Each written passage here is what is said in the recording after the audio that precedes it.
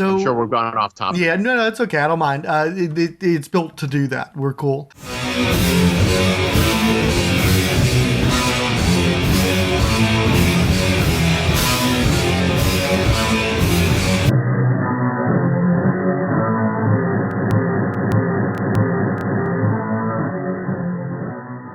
Because I keep an eye on the original art stuff. I don't have a budget for original art, but one of my mates is a big dealer. He's a rep for Brian Bolland, Dave Gibbons and stuff. So I've ended up with like an eye on that industry, despite the fact that I haven't got the money for it. And that's another bunch of fucking lunatics. I was just having this conversation with Derek last night, because Derek does collect original artwork, and the prices have just gotten insane. And so I would get commissions. He will actually buy original art pages and commissions, and like the numbers are just insane right now. And so we were having a whole conversation about that. Yeah, I mean there's a lot of kind of what do you call it, Bitcoin type money coming into it, and a lot of stuff's disappearing into strange holes in the Far East and Russia, and there's a lot of investment in comic art, and it's a self-fulfilling prophecy, you know. I don't know it's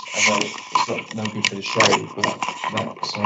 but that's a Mark Badger Batman Shadow commission that I got him to do. Cool. Like $75 or something ridiculous. He sent me all the prelims, he sent me the pencils for the final piece, a couple of sketchbooks, and some studies from still life. I mean, just a ridiculously pleasant experience. If you like Mark Badger, I recommend trying to get something from him, because it won't be as unpleasant as maybe some of the experiences you've had.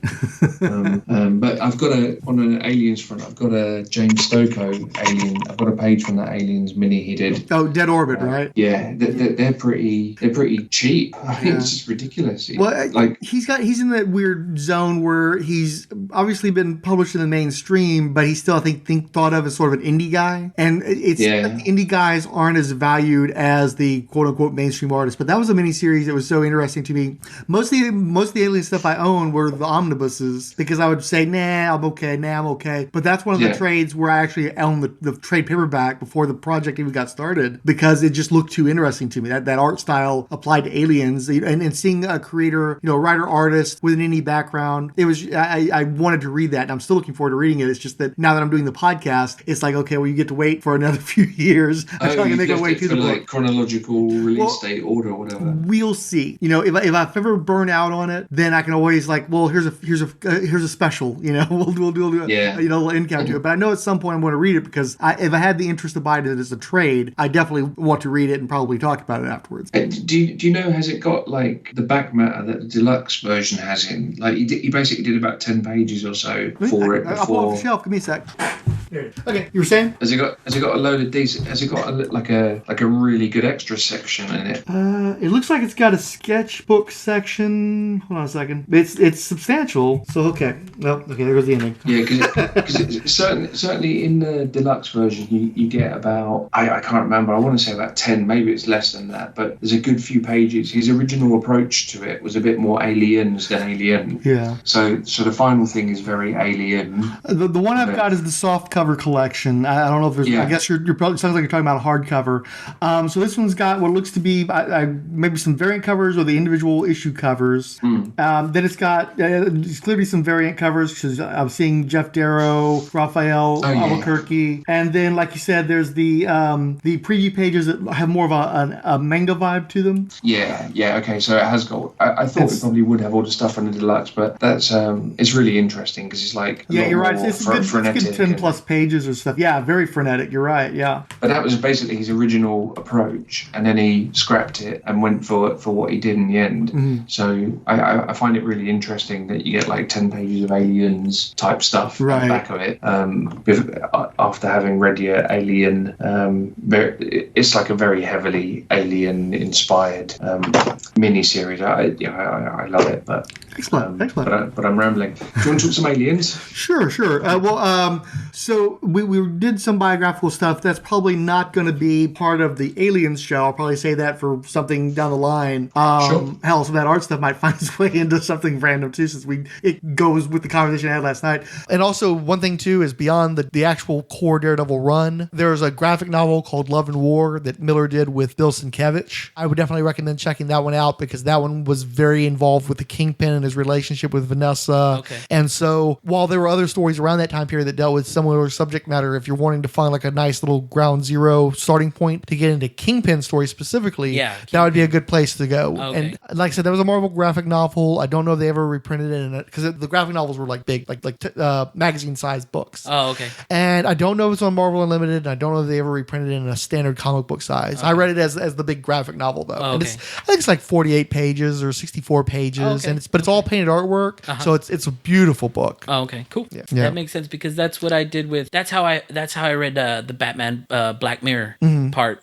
Because you went backwards after you found you liked Scott Snyder. Yeah, I like Scott Snyder. I was like, what else is he writing? I said Black Mirror for Batman and Dick Grayson as Batman after the Battle for the Cow or whatever. And I liked the way he treated Dick Grayson. You know, he didn't act like Bruce Wayne. He allowed him to be a man without being the same man. Right, exactly. And I really appreciated that. I mean, there was this one small sequence where Jim Gordon's talking to Batman on the roof next to the bat signal, and Jim Gordon turns around and he's like, "Oh, you're still there." And Dick Grayson's Batman is all like, "Why wouldn't I be?" He goes, "Well, I'm just used to you just disappearing at this point." And so there's kind of like an awkward, "Hey, you're still here." Yeah. And you know, and I liked that subtlety, that little difference there. And so that was really cool. And so things like that really catch my attention. You know, if it's just flat, boring dialogue or anything like that, and it has to be interesting, and if it's not interesting, I won't follow it. And I'll be honest too, when I was coming up reading comics in the 80s, there were a lot of journeyman writers, guys that were just okay, and it was much easier to follow the characters, not only because you know a Batman comic from another Batman comic. A Batman comic isn't a Spider-Man comic. You know, you can just look and see, this guy's in blue and gray, this guy's in red and blue, they're not the same guy. But then you have that progression. First you have the icon, you can see just by colors that this guy's different from this guy, and then you regress to with the artists. I like how this guy draws Iron Fist. John Byrne draws Iron Fist really good, where Dennis Cowan isn't as exciting to me. So I'll want to buy the John Byrne version, not the Dennis Cowan version, for instance. And then you kind of progress from there, and then you get to writers. But also, just a lot of comic book writing was mediocre. You know, when I was coming up, you bought them for the art and for the characters, and writing over the years have gotten stronger and stronger. And we've gotten better writers in part because the artists can go to other mediums, the writers can go to other mediums, but you never have the same creative freedom as a writer in any other medium beyond prose fiction. If you try to be a screenwriter or you try to work in film, anything like that, there's all these people who are going to tell you how to change your story, and you're always going to be beholden to them. Where as long as you're not on a major book, or at least it used to be this way, you would just go off and write your stories, and a few months later they're drawn and they're on the newsstand. And that's extremely satisfying that the story that you wanted to tell got out there, and the element of collaboration was that you wrote the story and somebody else drew it, and you get to marvel at the artistry that they brought to your story. So we've just gotten stronger and stronger writers, where artists, because of how long it takes to produce a comic book, the quality and the variety of comic artists changed, but you get a lot less comics out of an individual artist, and that individual artist can make a lot more money doing design work for films or producing commissions that he sells directly to the patron, stuff like that. So the comic books themselves almost become like this drudgery you have to do to get your name out there so that you can do the other stuff you want to do. So you're usually safer following a writer because they tend to write more books in a given month than an artist could possibly produce. Right. They tend to stay on the books longer. And because they have unparalleled freedom for a commercial medium, it's one of the best places to be a writer, for page rate. Okay. So writing has just gotten a lot better in recent years. They're just, and this is across the board too, because television writing has gotten phenomenal as well. Right. Because people are realizing that there's not the money that it takes to produce one movie and all the complication that comes with producing one movie. If you can get a series going and you've got a whole team of writers working on that, and they're all can do the best work they can, and they're telling a longer story that's more novelistic, they can just do better work in television. So it's just the mediascape has changed, and now that's why the writer is king in so many media, because they've become the primary storytellers. and they found the mediums in which they can tell the best stories they're capable of. Okay. Wow. That's cool. And that all came from being kind of missing the boat on things. I missed the boat on a lot of things by the time I came back into comic books, and so I just really didn't have a concept of where was Daredevil? How come I missed him? With this kind of interesting 3-dimensional story arcs, how did I miss him? And so missing that really just threw me for a loop, and it's like I'm not used to missing stuff that seems important. Right. Yeah. It's just you couldn't call Daredevil a cult book, but you could definitely say that it flew under the radar in terms of like the Twitterati weren't talking about Daredevil. Yeah. The Wizard magazine wasn't necessarily pimping Daredevil. It wasn't necessarily on people's lips, but it apparently was on a lot of people's pull lists long enough to where they, the last volume of Daredevil ran over 100 issues, and that doesn't happen very much anymore. No, it doesn't. And like I remember back in the 90s was Punisher, Punisher War Journal, Punisher this, Punisher that. Everybody was talking about Punisher at that time, but nobody was talking about Daredevil. Yeah. Well, and not in my circle. No, what I'm saying though is at that point in time when Punisher was ascendant, Daredevil was not really as well regarded. And because I said, one of my favorite Daredevil stories was by D.G. Chichester, but there was also a lot of stuff, especially after that arc, where the art really wasn't up to par, where the guy seemed to have kind of run out of stories and was facing more editorial interference besides, where they put him in the stupid armor with all the gimmick covers. So that wasn't a good time to be reading Daredevil. And then even after he left, he was replaced by Carl Kiesel, who was trying to tell a different kind of Daredevil story than people wanted at that point in time. So that didn't go very well. And then he was replaced very awkwardly by Joe Kelly and the return of Gene Colan. But Gene Colan in 1996 was not the Gene Colan of 1966. So it just felt like anachronistic, and it just didn't have the pop to it. And, the book just slowly wound down to a close, but it showed that there was enough of a fan base to support that book for nearly 100 issues, even when it wasn't very good, or where it wasn't in tune with the wants of the times at the very least. Right. So at that time, Daredevil just probably wasn't that good, and that's why people were buying Punisher books instead. Oh, okay. Plus, Punisher was doing some great stuff at that point in time, because you had Mike Barron and a variety of quality artists on the main Punisher book. Then you had Chuck Dixon on Warzone. You had Carl Potts and Jim Lee doing War Journal when it was first getting started. Chuck Dixon wrote a lot of Punisher work in the 90s, and Chuck Dixon became one of the highest profile and most Batman writers in the late 90s, and really the late 90s. So that was an instance where it really was a writer-driven book, because the Punisher character was popular, but the stories that were written by Chuck Dixon tended to be more popular than most. Okay. So that was like an early example of an artist-driven book a writer-driven book to a large degree, because a lot of people they not only wanted to read a Punisher story, but they specifically wanted to read a Chuck Dixon Punisher story. And again, when Punisher got popular again in the late 90s, early 2000s, is because Garth Ennis of Preacher fame, along with his artist Steve Dillon, were doing the Punisher. But Steve Dillon left, and people were still wanting to buy the Punisher of Garth Ennis. Right. So Punisher's another character that, while having the strong visual, usually what sells that book is the writer. Okay. All right, man. So I feel a lot better now about the writers that I follow, like Scott Snyder and stuff like that. Scott Snyder's doing some of the best regarded stuff right now. So, yeah, that's true. And that's one of the great success stories of the New 52 was they really figured out how to do Batman in a way that a broader audience was wanting to return to. And it's not like Batman was ever unpopular, but it seems like the character felt like he was sort of winding down at the point where Scott Snyder came in. Like Grant Morrison had told all the stories he really needed to tell and was maybe getting a little indulgent by that point. Oh, okay. And Snyder and Capullo just showed, no, this is how you do a Batman book. And it sold many times what the Batman book had been selling prior to their arrival. Really? Oh, yeah. Oh, man. Oh, yeah, well, it was funny, too. Somebody was saying, I don't know, Greg Capullo, that's the Spawn guy. I don't know if he's going to work on Batman. It's like, I can hardly think of an artist that would be better on Batman than Capullo. And now he's one of the greats as far as Batman fans are concerned. Good Batman. He does a good Batman. I mean, whether you like Batman or not, he's got a good artist. Well, and I like, too, that he looks like a man. I got so tired of him looking like he's some sort of a demon or some sort of like crazy serial killer type character. It's like one of the things that's great with Capullo is he looks like a hero again. He looks like a grown-ass man and a hero again. Right. Okay, cool. Yeah, that's really awesome. That's all I got. Okay. That. Well, yeah, no, it was going to be a warm up, but it kind of ended up going a little further out than I planned.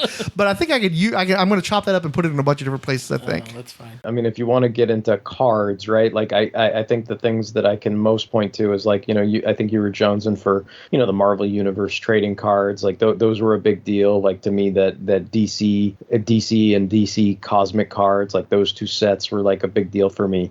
Death of Superman, they had the whole card set. Like that was a big deal for me. But I think I want to say like, oh, okay. And I take it back. The maybe the Star Wars Galaxy cards too, like from Topps or whatever it was. Like I think that was a big deal because of all the caliber of artists they had doing like interpretations. Even I have some of those cards. And I was kind of out of Star Wars by then. But those cards are nice. But I mean, I think I want to say like after it got to like the painted cards, like the Jesco cards and I think basically as the price of buying an entire set of boxed cards increased and I felt like I have Marvel Series 1, I have Marvel Series 2, I have this entire Death of Superman thing, and then me being butthurt that even when you bought like a whole box set of cards you didn't get all the holograms, and it's like I think after doing that for 4 or 5 times, I think I probably I might be missing a few card sets in there here or there, but I think after a while I probably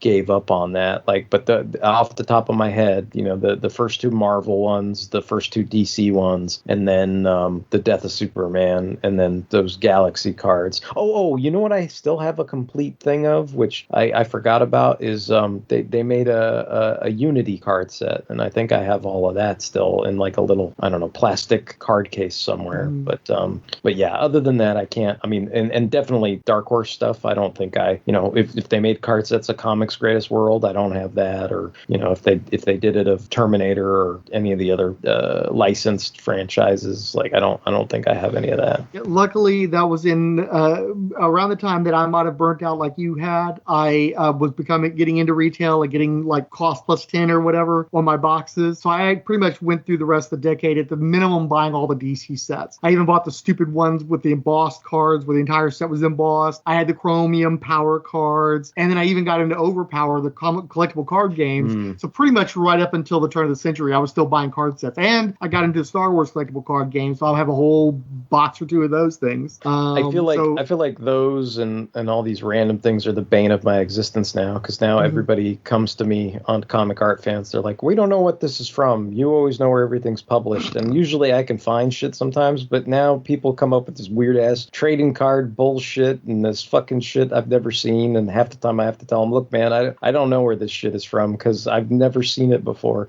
And sometimes I can find that stuff and sometimes I can't, and if I can't, I just tell them, look, I can't find it, so I can't prove to you that it's published. But that's why this is total tangent sidebar, you can cut all this shit out, but that's why I bought that DC Year of Change 1993, because I bought that one whatever it is, like pinup of with the Justice I don't know the guy, the artist, the guy who looks like Bill Lux or whatever, because I bought that, and then I bought the faux previews thing or whatever. But speaking of rando things that I feel like acquiring, like I kind of want to, I mean, they're expensive, but I kind of want to get the rest of those because I had fun just flipping through that, whether I own the art from it or not. And the sad thing is, I'd love to give you one. I've got a spare, but I think it's the same one you already bought. I think I also have a spare of 93. That's fine. But if I have any other year, I'll happily give it to you. But I collect those. I love those. Those are like what ifs, because there's so much shit, especially in that time period where there was so much stuff being produced that never got released, never did anything. Throwing me to the wolves with the Nightwing shit. I noticed in the whatever it was, like the 92 book or whatever, the one the year before that, like there's actually like a art to bear, like a Nightwing image, from like the original solo book they were gonna do. They never fucking did. So I was like, oh, that's cool. Remind me, was that the one that has him and Starfire together? Yeah, it was like it's like Starfire looked like a fucking Shi'ar or some shit. I don't. I mean, she looked weird. Like I assume it's Starfire, but yeah. Yeah, they originally had that in an Amazing Heroes that I bought, one of the last issues that came out, and I was like, oh my god, this is gonna be so cool! I can't wait for this miniseries to come out. Yeah. And then of course he eventually does the poster in, I think, Titans Sellout, where it's like a sold out poster, and of course it never ends up happening. So it's like, wow, I just teased this. Like I said, I wasn't going to lie to anybody. I was all Jones for that too. Yeah. But I think in hindsight though, that was all of that was a big fucking mistake. But yeah. Well, actually, the thing of it is, if that miniseries had come out with that T-Bear artwork with him teaming up with Corey and shit, it probably would have changed the course of Nightwing's history, because I think it would have been a success, and I think you would have had a more Titans flavored series. Even if he was solo, he would have probably had closer ties to the Titans, and instead, because that never came out, the miniseries is as completely into the Batman family, nothing to do with the Titans. Yeah. So it really does alter the course of the character's history that book never comes out, and he does black and white instead. Yeah. So, okay. Killian Plunkett, I do like Killian Plunkett an awful lot. Yeah. I'm just thinking on your Martian Manhunter thing, I must send you, Sean Phillips is another mate of mine, and he gave me all the pencils and inks to the story that Kent Williams, basically the Rick Leonardi, Kent Williams, JLA classified story, which is basically a Martian Manhunter story, you know the one I mean? I think so. Was that the one? Because I always remember the Walt Simonson covers. His brother coming back. Yeah, I always remember the Walt Simonson covers, and then I forget that the interiors are completely different. But also, Leonardi being inked in a way that was very un-Leonardi-like was more palatable to me. So again, I'm sorry, I don't mean to keep taking shots at the guy, but I appreciated that if I was going to have Rick Leonardi do a Martian Manhunter story, that he was being inked in an uncharacteristic style, and I remember liking that story. Okay, I've always disliked the actual character that's at the center of that story. I don't care for Malefic, the evil twin brothers. It's like, get the fuck out of here. But I thought they did a good job with things I didn't want to see done, basically. And art wise, I remember liking that, finding it more palatable than I normally find Leonardi. Yeah, well, it was So was it Kent Williams that inked him, or was it Sean Phillips? No, sorry, but it was a Kent Williams look to it. It was Sean Phillips inking it. Yeah, but he was inking it per the Rick Leonardi Kent Williams issue of Uncanny, which was like the one with Jubilee where they're in the underground, they're under the outback, and she's trying to nurse Wolverine back to health after he's come down off the crucifix. Yeah.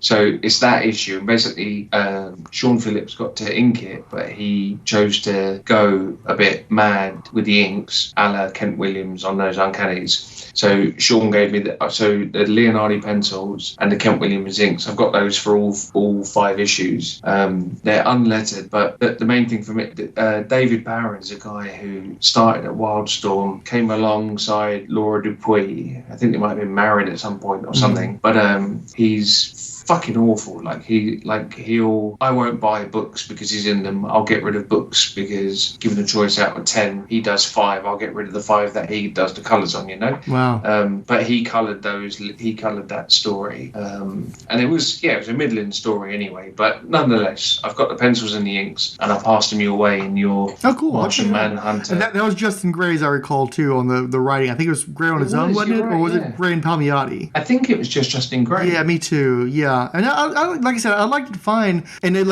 I do appreciate that.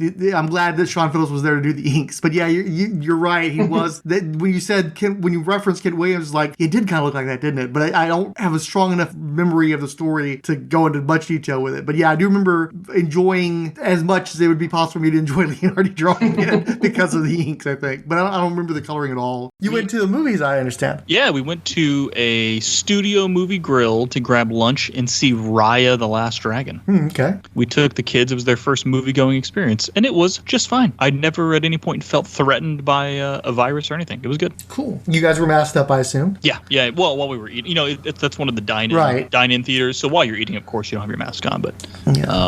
But those places inherently have large gaps from row to row. You know what I mean? Yeah.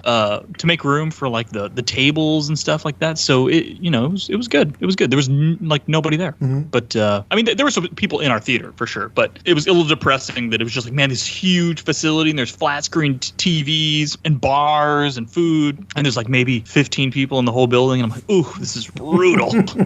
Brutal. But yeah, we pretty much decided whenever Black Widow comes out, even though we've got Disney Plus, we're going to go see it in the theater. We're going to babysit it. We're getting the hell out of here. So yeah, I think by then it'd be okay. With vaccinations and everything else, yeah, I don't see why you couldn't go. I mean, they might still want to have some separations of seating and such, but I don't think you need to like rent out a theater for that at that point. Hopefully, yeah, and especially, I mean, you'd hope like what 50% of the theater is probably vaccinated, and then you yourself is vaccinated, and the person was vaccinated, and you're masked up the whole time. Like, and one would hope, probably not wisely, would hope that somebody who actively was having symptoms of some type would not go to a fucking movie theater. But you know how that shit goes. Yeah. So then you've got somebody who's asymptomatic, which is a small sliver of the population, plus the people in there are vaccinated, plus you're sitting in there with your mask on. I think you'll probably be fine. My only real reservation, like actually going in and watching a movie, would not be a problem for me. I might have reservations about eating or drinking during the movie, but I don't. Yeah, I think especially by then, I think that'll be fine. Well, let me tell you this: we were surprised. The Studio Movie Grill or whatever it was, their margaritas are incredible. So if we go back there, we are definitely getting margaritas for sure. We were like blown away how good their margaritas were. I'm like, how have we only been here like one time when they first opened ever? We have to go back to this place. Well, it's like when we went to see Wonder Woman. It wasn't catered, but it's not like that kind of arrangement. But because we'd rented the theater, you get certain liberties. So they set up a table at the front of the theater for them to put out food and stuff, presumably for a large group. But obviously that's not the way that worked out. But they made good food. It was quite tasty, and I don't think I could have access to that being brought to the theater, but going up to their stand and having that made for us and taking it back into the theater might be worth doing. As long as the comfort level was there. I'm trying to remember what I got for food, but it was good. Whatever it was like surprisingly good. Yeah, man. The only thing is that it wasn't. Well, I don't know if maybe they weren't showing that movie since it's just like a Disney movie or something in one of their big theaters. The sound wasn't quite where I'd want it to be. Whereas the Mr. Fixit says his computer's currently updating. But the what do you call it? The main theater, which is where I know Black Widow would be, at the movie theater closest to us, is absolutely ridiculous. So I kind of would be like, maybe we'd pass with margaritas to go see Black Widow there, but just because the experience would be so much more than what do you call it, being at home, that it'd be kind of be like it's a little tempting. Whereas it's like Disney movie, I don't really care. I still, I had other things to do this weekend, but I still haven't watched Kong vs. Godzilla, in part because it feels like a movie that you would go to a movie theater to see, and so I'll probably break down rather than going into a theater, but I still kind of feel like that's a movie you'd want to see in a theater. So where a lot of people I know were watching it Wednesday when it dropped, we're recording on Monday, and I still haven't gotten around to it. Yeah, I mean, at first I was sort of like excited to see it, but after it came out, and I'm like, you know what? I am in no rush at all. But for sure, like I know people who went and saw it in IMAX, they seem to like it. I bet that movie in IMAX is pretty rad. But I bet if you watched it at home on like your 50-inch TV, it's probably just like, oh, it's two kaiju smashing into each other, Right. I'd be kind of curious to see what the level of excitement was for that movie after seeing it in the theater versus seeing it in your house. I bet that's a film that's very much affected by that. Yeah, but the folks who did watch it at home have been seem to be happy with it. And see, Paquita hadn't seen any of the Godzilla movies, so she decided to watch those. She'd already seen Kong Skull Island, so she just watched the Godzilla ones. And I got bits and pieces of it, and to me it just seemed like it was too dark, like visibly too dark too much of the time. I think sitting in a movie theater watching black ice for long periods of time would get kind of tedious. It's not great at home either.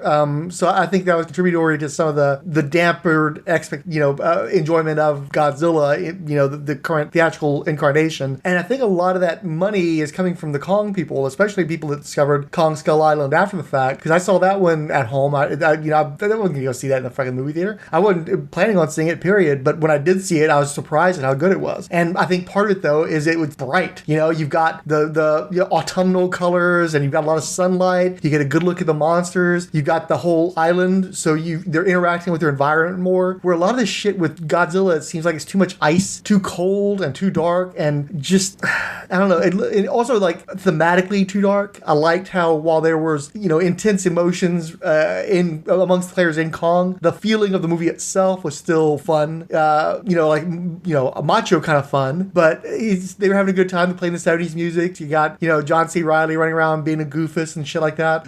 It felt more like, I don't want to say it felt like a mummy movie, but it was have that kind of tone where you might have darker moments, but the overall tone was light enough to where it didn't sink the movie in the way that I think Godzilla seemed to take itself way too seriously. Too much family drama too, from what I saw. Yeah, I told my lady about watching Godzilla versus Kong, and she was all like, "We haven't seen any of the movies." I was like, "Well, I mean, we haven't even seen Skull Island, and it's like on the list. It's in all my watch lists on every streaming service for us to eventually watch it." So I'm like, "This is more of an excuse for us to watch Skull Island than it is to actually watch anything else." But I'm like, we could probably just watch Kong Skull Island and then watch Kong versus Godzilla, and that's probably all the background you need. Well, right? you and I saw Godzilla. You know, I don't feel like having experienced that movie would in any way seriously enrich, seeing Kong versus Godzilla. No, absolutely not. I mean, you just have to understand what Godzilla is, and that's it, right? You probably don't even need to watch Kong Skull Island to understand what happens either, but at least since I've heard good things about that movie, it will at least give you some setup, right? Well, not just that, but the fact is, I don't care for giant monster movies. I don't like dinosaurs, shit like that. That's just a good fucking movie. There's so many great performers in that movie, and it's a really good time. It's Vietnam set, and it has that kind of that vibe to it. You got a lot of CCR and shit. It's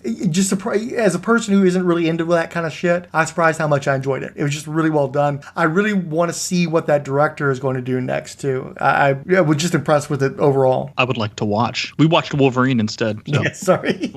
X-Men Origins Wolverine. Yeah. So you still didn't get around to the other one, huh? No. Really wasn't time. Because I knew once you told me that you hadn't watched it over the weekend, and that shit's long. It's like you're not coming home from work and then watching the Wolverine and then recording a podcast. That's not going to happen, especially on a weeknight. So nah. So we could have watched it yesterday. You don't really need to. I'm pretty sure Fix It will be involved with that too, but don't even worry about it. The problem is it seems like it's the better movie, and I'm like, I would rather watch the better movie of the two. Undoubtedly. Yeah, but there's more to talk about with X-Men Origins. So, although we're not going to go nuts. This isn't going to be a podcast about any one of the movies. It's kind of an overview of the character. I want to do a more comic book discussion because so much of the shows has been about the movies and TV shows that we've kind of drifted away from the comics, and I think that's hurt because I think a lot of people who liked the show earlier on like that we talked about the comic books, where everybody talks about the movies now. But also the whole impetus of this is that I want to get all the Fox movies watched before the end of the year, before they're completely irrelevant and we start looking at other things. 10-4, man. Like I said, as much as I don't like any of these Fox movies, I do like the excuse to kind of watch them. I like to have an excuse to watch them because I've been very open on this podcast that I just have no, like, what was it, when Apocalypse came out? I'm like, you and Fix-It can go see it. I have no interest in these films. So watching, anyway, I have opinions, but I don't want to talk about it until Homeboy gets on. So we can... Right, exactly. But one thing I do want to mention too is that there's probably, especially with the comic book stuff, there's probably going to be a lot of circumstances where you're just going to say, no, I don't know anything about that. I never read that. So don't feel like you got to actually say that out loud. And now if I specifically say Mac, yada, yada, yada, then bust it there. But especially when I'm talking about comic book stuff, I'm mostly going to be like, Fix It. Do you remember that? And can you elaborate on that? Because there's no sense in belaboring it because I know it's not your bag. It's not like you can talk the movies, especially the one you watched, and you can talk the more general character stuff. But you didn't read a run of classic X-Men. You didn't read, any of this shit. So just know that. Okay, I'll save her for the podcast then. We're talking about Wolverine. Just know that when you're, if you're saying in the negatory, I don't know about that, I have nothing to say about that, just don't say it. But if you do have something, I especially want you to jump in because the plan is to go kind of chronologically through the publication history, and then ideally have like the spine is that, and I'll be sharing a lot of my own stuff specifically, but to have you guys jump in on the parts that are actually relevant to you and elaborate. Gotcha. I did enjoy the prequel Predator with the Indians. Prey. Mm-hmm. Yeah, I enjoyed that movie. It was good. I like that they did it in English and they did it in the Indian Native American tongue. That's pretty neat. I didn't watch the one. I have a hard time watching subtitle movies because you have to put all your attention to it. And if you're watching it at home, it's kind of hard to pay complete attention when there's other things going around you. Unless I'm going to be sitting there watching the movie specifically with all the lights off and no distraction, I'd just rather just watch the English version, the dub version or something like that. Most of the cast is going to be in Dallas in May. Are they? Mm-hmm. Oh, I didn't know that. Yeah, Amber Midthunder, Dakota Beavers, I think his name is, the brother, and the actual Predator. All three of them will be in town. Nice. Not in our town, but in Dallas. slightly north of Dallas. Yeah, I don't know if you're familiar with Irving, but it's Texas Frightmare Weekend in May. I wonder if I'm off for that. Yeah, because they got most of a good chunk of the original Halloween cast. So a lot of the cast of The Thing. So John Carpenter is coming. So a lot of the people who were associated with him from those two movies are also coming. Yeah. Is Keith David going to be there? Yeah, Keith David is going to be there. That's correct. Nice. No Kurt Russell, unfortunately. That would definitely be. Oh man, that would be awesome. Yeah, and then you also got both of the Raimi brothers as well. The which brothers? Raimi. Which ones are those? Sam Raimi and Ted Raimi. Oh, the Raimi brothers. Yeah. Oh my goodness, Evil Dead. Love the Evil Dead movies. Yeah. I heard that Evil Dead Rise is actually really good. Rotten Tomatoes is even giving it good scores. Oh, I'm seeing that one theatrically for sure. Oh yeah, same here. I'm waiting for that. And I got friends that watch the trailer and they're like, I ain't going to see that. Not because they don't want to. They don't want to. They're not going to the theater and being subjected to that. I'm going for it though. I mean, I liked the Fede Alvarez one. I did too. The Jane Levy one. Mm-hmm. Oh, she said she did such a good job. I don't know why she's not in more stuff. Mm-hmm. She was good in Lights Out. I mean, I really like her acting ability. I watched her in that TV show she was on.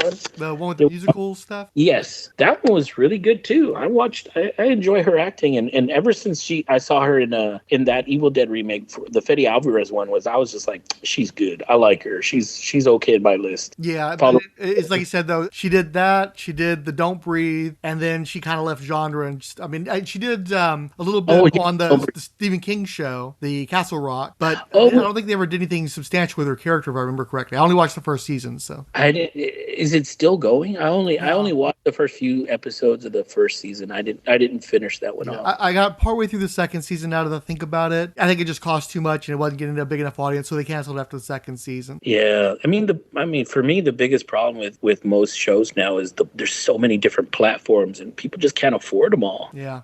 It makes it difficult.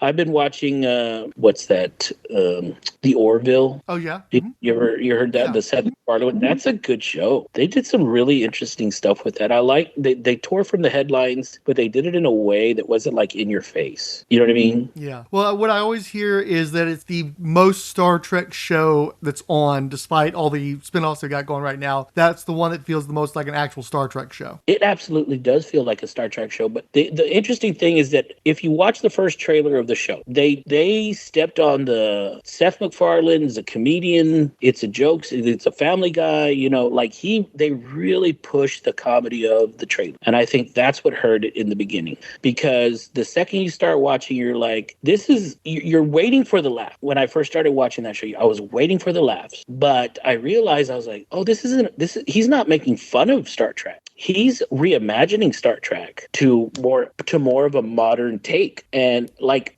ripped from the headlines of modern take kind of thing. You know, things that are happening now are going to be relevant on the show. You know what I mean? Mm-hmm.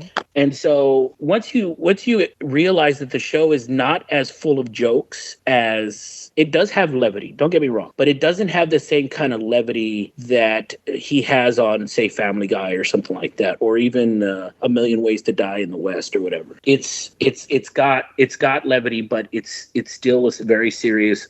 Like he's taking the show seriously, you know. And I think once you get past that idea, you really enjoy the show. Like I enjoy the show. There's some shows that I was just like blown away. There's some episodes where I was blown away. Not all of them, but some. I've heard really good things. It's one of those where I heard that it kind of struggled that first season, and then finding the time to get through season 1 to get to the good season 2 or season 3 or whatever. It's like, but that's a whole season.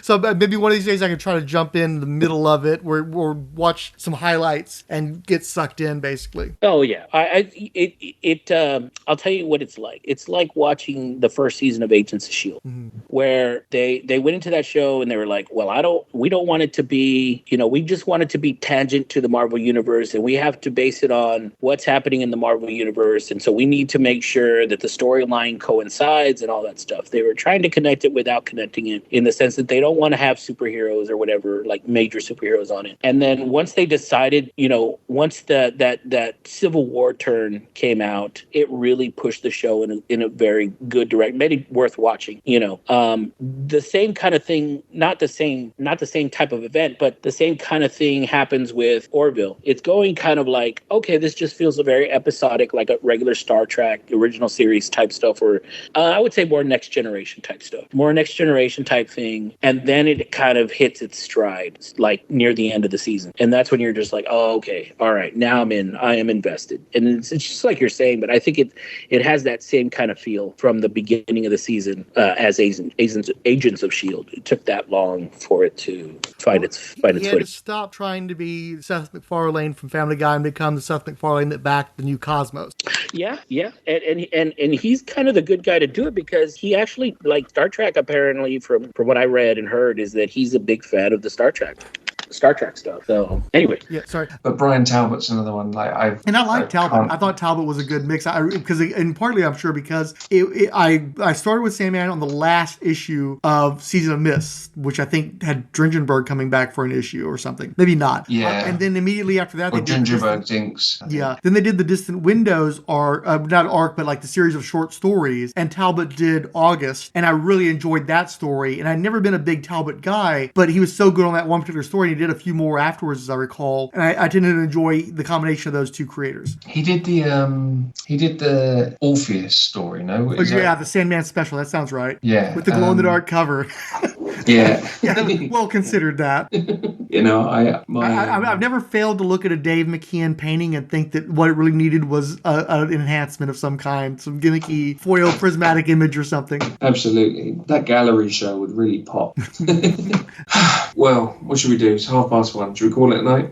I've had a blast. This has been awesome. I definitely want to do this again. It's been fun. Yeah. Hey, is there anything in particular upcoming that you wanted to talk about on? No, I mean, I think you've probably got the measure of me. And then, aliens wise, I sent you that screenshot, the other stuff that I've read and loved, like the Corbin stuff, the Davis, Alien Salvation, which you've covered already, right? No, I haven't done Salvation. I think that it was which is the one that Mike Mignola did. Yeah, exactly. Salvation. Yeah. Okay, that one. Odell Abner Dracula wanted to do a single Aliens, and that was the one. That's his. I've been waiting to get to him on that one, but I couldn't remember what was the one that was painted artwork that I think it came Sacrifice. James Robinson. Yeah. And Paul Johnson. James Robinson. Paul Johnson. Yeah. Yeah. So because the names are so similar, I was making sure. Okay, which one are you talking about? Because I've now Odell may end up completely flaking out on me, in which case there'd be a course correction. But so far, I've had that saved for him, waiting for us to get to that point. Yeah, they collected those two together at some point. Makes sense. Makes sense. I think. Yeah. But then it's Guy Davis, Richard Corbin. That's a great one. Havoc, the 2-part. Oh yeah, that's a ways out though. I think that's like 98 or so. So I don't think that's coming up anytime soon. So that's Final Throws, right? Yeah. Well, not necessarily. They had that comeback in the around 2010. So hell, I'm not ruling out the Marvel stuff either. But it's like I've given my track record with podcasts. I'm not making any grand pronouncements about how long this is going to go on. We'll see what happens. But outside of the alien stuff, is there anything else of interest? I mean, there's various image books. I'm trying to think. I don't know. There's a good deal of crossovers that I quite like Batman Deathblow. You've done Batman Predator already, but Green Lantern Aliens. I think you said there's already somebody in the frame for that. But yeah, I mean, just reach out, drop me a line, and if I think of anything, I know where to find you. I can drop you a line and ask if there's anything on your radar. But yeah, I'm trying to. Nothing leaks out of me. No worries. Like I said, this was a blast. As long as you had fun, then I'm definitely going to hit you up again because it's been awesome. Yeah. As particularly, I'll tell you what. I still need to do something with Shadowhawk too. I'm not going to make you read anything. Don't feel like you got to read anything. But if you want to do a conversation about like overall, read it for free, I'm fine. What's that? As long as I can read it for free, I'm fine. Right. If I can find it online to scroll through. Well, some of these, what I'm doing is just like doing sort of an overview of the character, and then interspersing me doing this happened and this happened, and then having somebody else talk about, oh, I like the idea of this character and I like what this guy did and stuff. So I would probably call you in for like an overview, and so you could probably pull that out of your boo-boo as opposed to having to actually do any research on that stuff. Most of that image stuff up until I'd say most of that image stuff I've got some opinion on. There's I feel a little bit like Chance Wolfe never got his due when you think of the amount of extreme people that went on to do stuff. I don't know what Chance Wolfe did, but he was Jim Valentino's inker of choice, and there's still Valentine. What little of that ever got produced. But he seems like a reasonably credible talent in comparison to a lot of them. But the Wildstorm stuff is probably my main image focus. But even then, like Backlash, piece of shit, like fucking dreadful. Well, but the fact that you've read it and have an opinion, that's my main thing, because that's one thing it's been a stumbling point. Is I tried to fix it on as much of this as possible, but I misremembered him buying more Image stuff back in the comic shop days than he must have actually done, or he must have been very specific about what he did pick up, because there's a lot of stuff he just does not have much thought or opinion on, and so it's just like, if I just have a color guy for some of this stuff, that would be ideal. So even if you're like, boy, Brett Booth, what a piece of shit, you know, I mean, personally, I like Brett Booth personally, but I don't remember Backlash being a particularly good comic. That I didn't read it. I only skimmed it ever, so I don't really have strong opinions myself until I go back and actually read his stuff. So, so I know your sphere is Wildstorm. Then, since a lot of that Wildstorm stuff is going to be intentionally one episode, just a quick overview, you'd probably be perfect for that, and you wouldn't have to do any research for it. Yeah, I recommended the show to a friend, and he was like, "But it's just a guy who knows a ton of stuff talking to his mate who doesn't seem to know anything." And I was like, yeah, but they're not all like that. But with a podcast, once you've listened to like 2 hours, it's like, no, listen to the next one. You know, it's a bit difficult as a sell, but. I try not to let it go there, but sometimes that's what it ends up being. It's true. Anyway, I really enjoyed the. So I've not gone too far into all of the other shows. Hey, listen, I'm lucky you listen to the ones you do listen to. Don't worry about the other stuff. Well, I mean, I listen to your stuff pretty consistently. The other one that I really enjoyed was the Who's Editing, which I know you were on a couple of, but that's a good fun nerdy conceit. Like I don't even have a frame of reference for a lot of what's being talked about there, but I really enjoy that show. Well, what's great about it is, since it's all concept pitches anyway, you don't have to have a background. It's like, is that a cool idea? Does that sound like a book I'd want to read? So I think it's very new listener friendly. It's basically the opposite of Who's Who when you think about it, because if you don't have a frame of reference for those characters, having somebody drone on about what a great job Joe Orlando did on that House of Mystery entry is like, what? It's meaningless to you. Where if you have an interest in comics and stories, it's pretty accessible. It's really good. Are there any others that I'm missing? It's like, because it feels like a lot of it is very DC or like Shazam or like very centered on a specific thing. Whereas Who's Editing and your show don't seem to have that same. I'm not a fan. Like, one thing that drives me nuts, I don't like the indexing shows. I can't fathom spending 45 minutes, an hour, 90 minutes talking about a issue of a comic book. That's a type of podcasting. I try to do that in my early days, and I can't. I don't enjoy doing it. I don't enjoy listening to it. I need at least a little bit of perspective. At least give me 4 issues. Give me an arc, give me a miniseries, something like that. But yeah, I mean, we've started and let pod fade tons of stuff. But, you just throw shit at the wall and sees what sticks, and what you continue to have an interest in talking about, what the other person wants to do. So it's my thing is I do whatever I can where the muse strikes, and if people like it, they like it. If they don't, it's like like in the early days of the Fire and Water Podcast Network, I used to try to listen to every single one of their shows, and then sense and just the limitations of a human being and attention span and towers and stuff come in. So these days, given how many good quality podcasts there are being made by professionals with proper production and research teams and shit, I always feel blessed if anybody listens to any of the bullshit we put out there. So if what you dig is Aliens and Spawn Armor, please, hopefully we continue to do stuff that'll hold your interest. But probably being on some of the shows won't hurt either. Yeah, the trouble with some of the I listened to the Wonder Woman one, which was great. With only relative, quite minimal interest in Wonder Woman.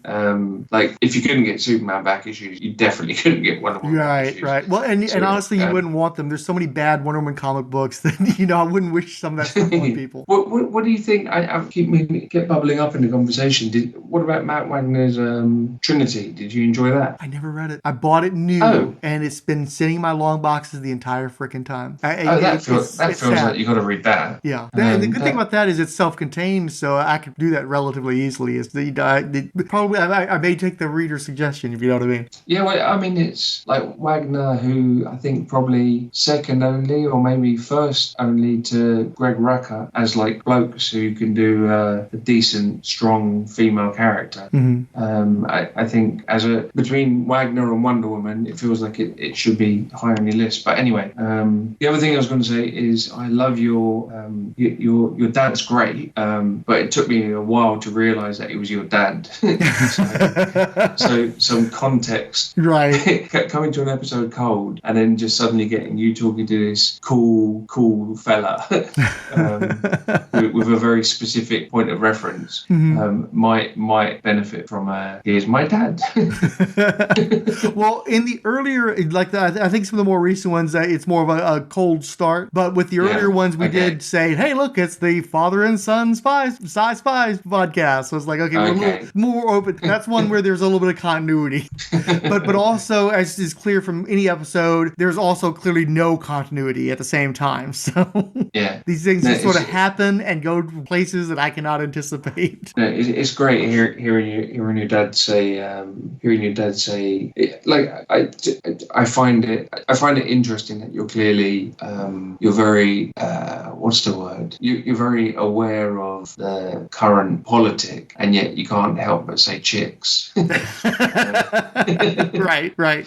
Yeah. Well, and you bring your dad in, and it sort of takes it up another level. Oh yeah. Well, there's the awareness, and then there's the adherence, and I have awareness, but I don't always have adherence.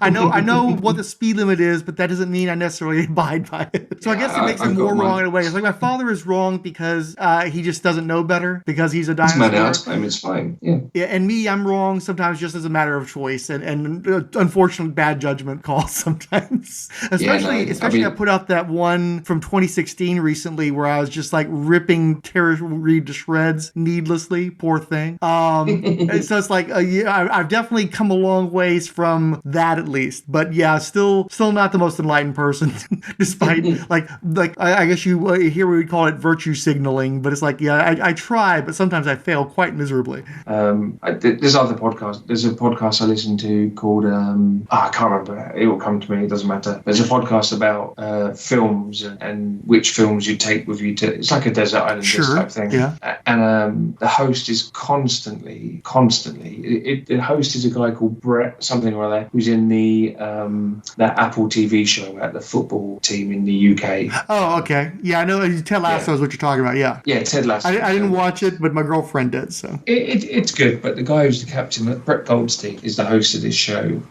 and he's constant. Everything he feels the need to talk about everything is problematic. Mm-hmm. So it's like, well, of course it's problematic that it's a little girl who goes into the sea to rescue the shark, but the shark. Oh, of course it's problematic that it's the wife who comes. Oh, of course it's problem. It's like you don't need to keep apologising for 30-year-old films. And just acknowledge it. It's a good film. Right. Yeah. It drives me up the fucking wall. I try not to be that guy. I'm sure I am sometimes, but I try not to be. Yeah, I try to find a balance. Yeah. You find you know that if it's going out into the world, there's a chance that someone's going to pick it up and misconstrue what you're saying. So you have to foreshadow that. Mm-hmm. But well, also, and there's just shit that was okay at one time that isn't okay anymore. And there are things that we knew better even then, and things that we just like literally were completely blind to. So I think it's one thing to acknowledge it, but like you said, don't be like, well, we put the trigger warning on everything. That's kind of ridiculous. Like, let's be grown-ups about it too. Yeah, I'll share one last thing. Is that before I'll share with you, if you didn't see it, there was an Alan Moore Frank Miller Daredevil parody. Did you see that last few days on Twitter? Oh no, definitely not. Then no. Okay, I'll share that. It's like 3 pages from an old British magazine, and it's Frank Miller, it's Alan Moore and Mike Collins and Mark Farmer doing like a bang-on parody of Miller's Daredevil with like the city with its smoke, and black men with stereos on their shoulders and woolly hats. It's kind of like, oh my. And what I found really interesting was like you could read Frank Miller Daredevil now and go, oh, that all seems a little bit dated. But the idea that Alan Moore is someone who's smart enough that at the time was reading it and going, that's not going to age well. Yeah. Alan Moore is cleverer than us. Fact. All right. But listen, it's a pleasure to finally meet you, finally talk with you. I've had a blast and definitely want to do it again. Cool beans. All right. You take it easy. Speak soon. Good night. Dr. A&J, Billy Hynes, Chris Dunford, Chris Lydon, Dear Watchers is now on Threads, Ed Moore, Eugene R. Hendricks, GFX Christine 00, Gregory Litchfield, Derek W.C., Iowa's Joe is, Irredeemable Shag, Julia Raoul, who added, I am seriously excited about Frank eventually talking about Terminator comics, Kailash Jwalamukhi writer and Mayadya in charge, Keith G. Baker, King Dinosaur, Martin Gray, Maxo, Mike's Favorite Holiday, Randy Caldwell, Relatively Geeky Podcast Network, Resurrections, a Warlock and Thanos podcast, Scott X, Speaker of the House Kirk Spencer, Superbound, and Talk Nerdy to Me. I was there